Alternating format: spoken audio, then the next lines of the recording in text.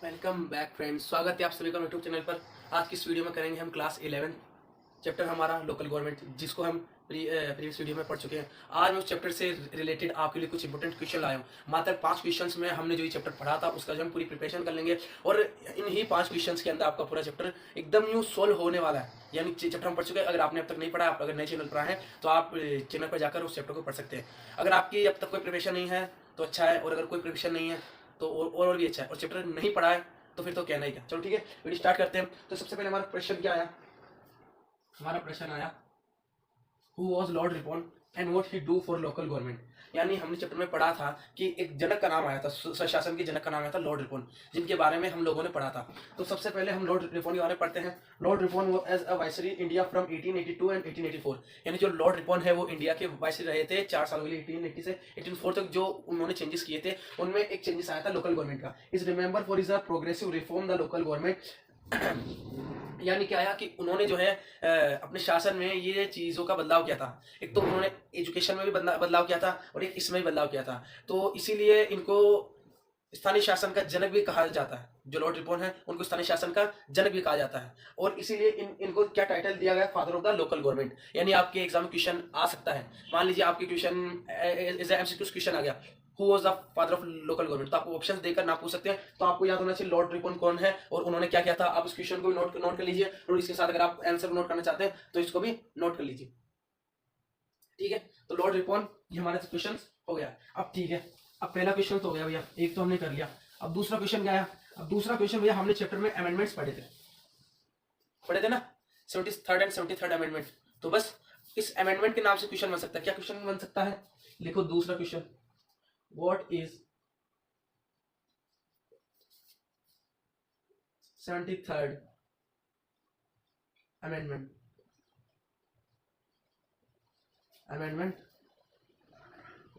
ठीक है, यहां ये आ गया। इसी की जगह जो है 74th भी आ सकता है। तो ये दोनों अमेंडमेंट आपको याद होना जरूरी है। अब इनमें हमने एक चीज पढ़ी थी, यानी कि इनका स्ट्रक्चर भी होता है।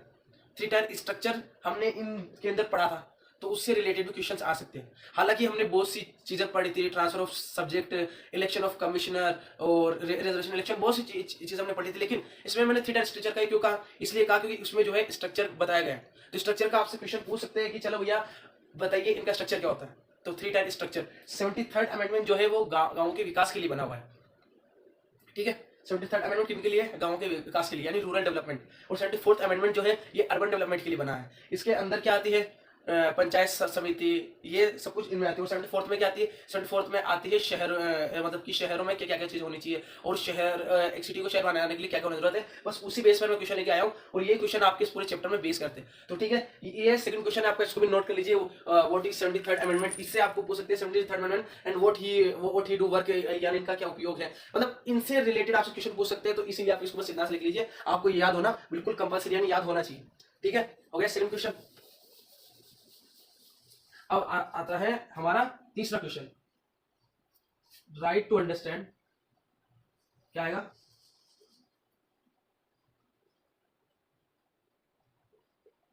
Right to understand, right to understand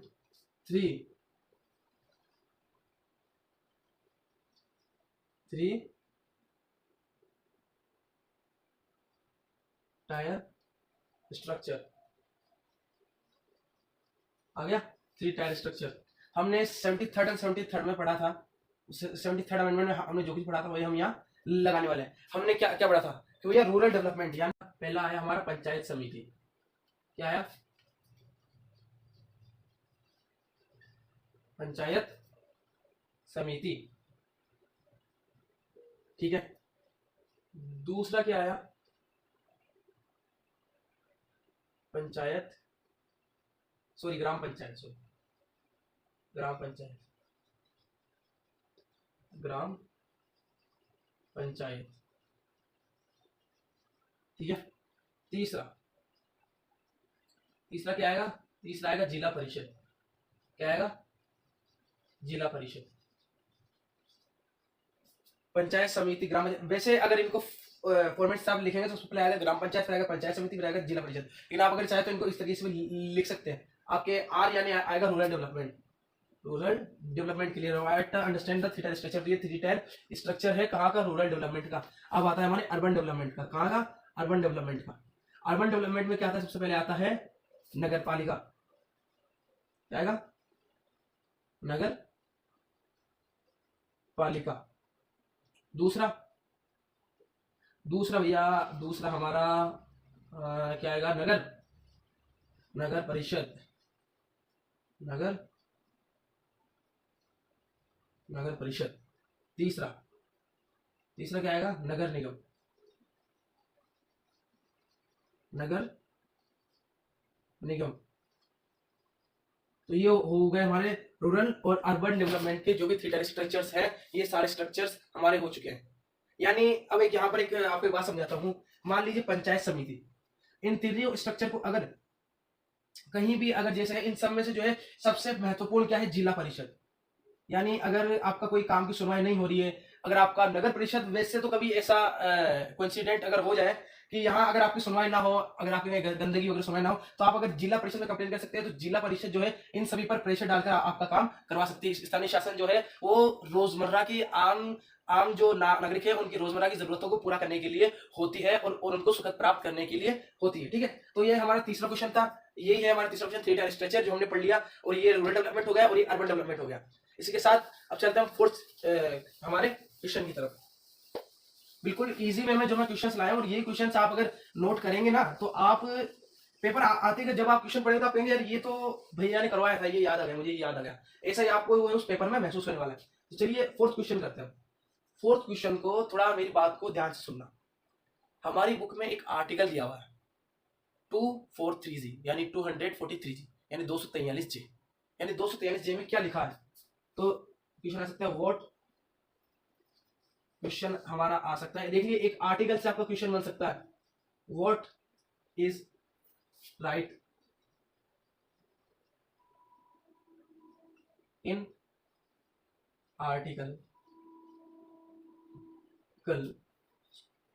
243G, ये आ गया आपका question. What is right in the article 243J, कि भैया हमको तो समझाइए कि इस आर्टिकल में क्या है।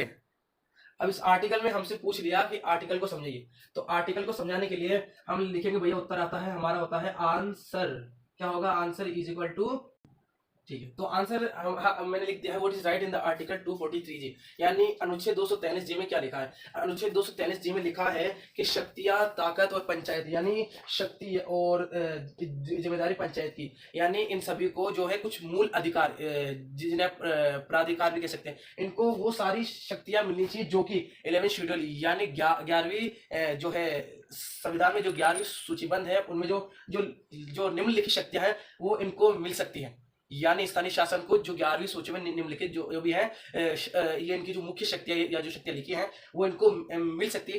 किसके मुताबिक मिल सकती है, अनुच्छेद 243G के।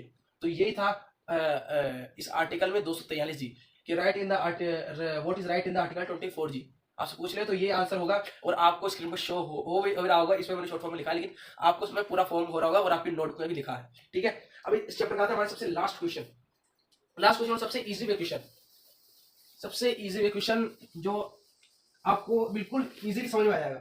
ठीक है, शुरू करते हैं। तो हमारा सबसे लास्ट क्वेश्चन आ गया भैया, हम तो हमारे लास्ट क्वेश्चन पे आ गए। हाँ, बस यही 5वां क्वेश्चन तुम्हारा लास्ट है। हमने 73rd अमेंडमेंट पढ़ा था, ठीक है, उसमें हमें एक चीज दी गई थी, यानी एक विलेज को अगर सिटी में डेवलप करना है तो उसमें क्या क्या होना जरूरी है, एक सिटी को शेयर बनाना है तो उसमें क्या क्या चीज जरूरत होना। बस इसी लाइन से तुम्हारा पूरा क्वेश्चन बन रहा है। क्या बन रहा है, what is needed, what is needed to convert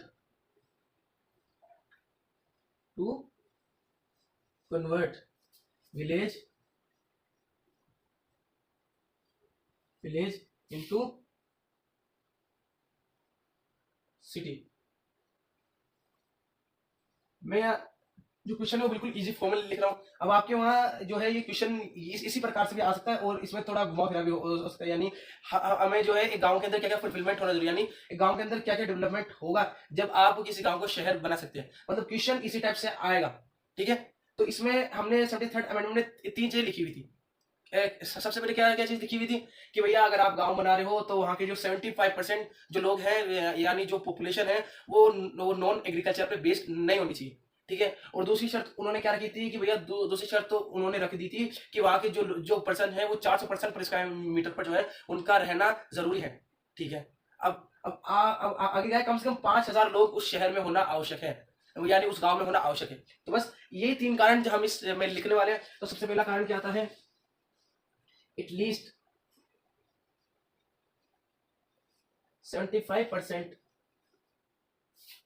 population not engage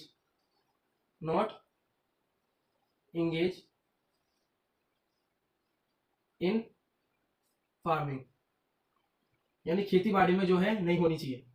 ठीक है, हो गया। अब आता है हमारा सेकंड, क्या आएगा, every person to live in 400 पर स्क्वायर मीटर पर। ठीक है, अब तीसरी कंडीशन क्या रख दी भैया, तीसरी कंडीशन रख दी क्या क्या रख दी, एटलीस्ट मिनिमम पॉपुलेशन